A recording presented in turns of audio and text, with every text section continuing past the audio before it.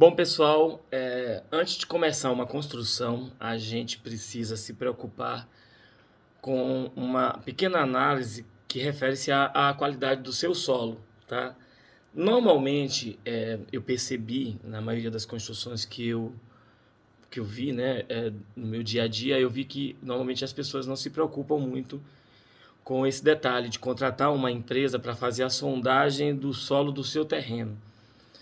E isso, de certa forma, é um pouco perigoso, você não fazer essa sondagem. Mas eu vejo que, na maioria, em torno de 80% das pessoas que estão construindo, elas não fazem sondagem do terreno, tá?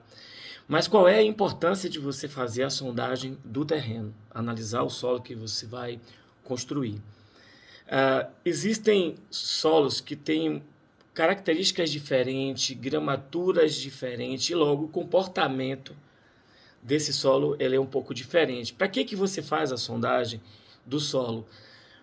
Você contrata uma empresa para fazer essa sondagem para que o profissional, o engenheiro, quando ele pegar o laudo, né, técnico desse solo, ele possa ter uma noção real e dimensionar o tamanho das colunas da sua casa, porque, na verdade, quem sustenta a sua casa são as colunas, certo?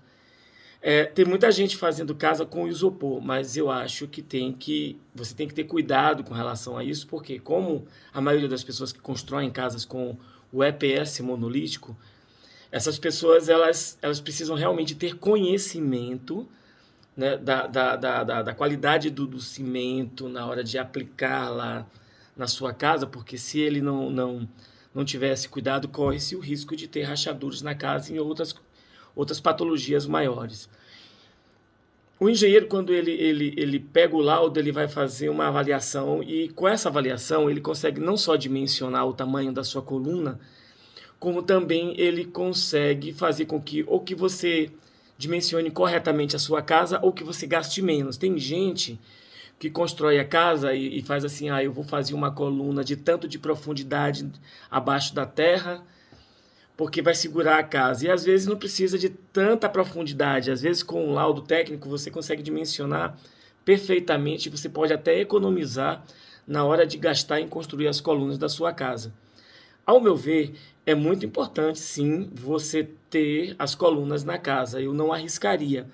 Um outro ponto importante é a questão do lençol freático. Normalmente, quando chove, a água ela é totalmente absorvida pela terra e ela vai se encontrar lá embaixo com o seu lençol freático. Ou seja, na maioria dos terrenos, quer dizer, na maioria não, mas existe uma área de terreno que passa um lençol freático. O que é um lençol freático?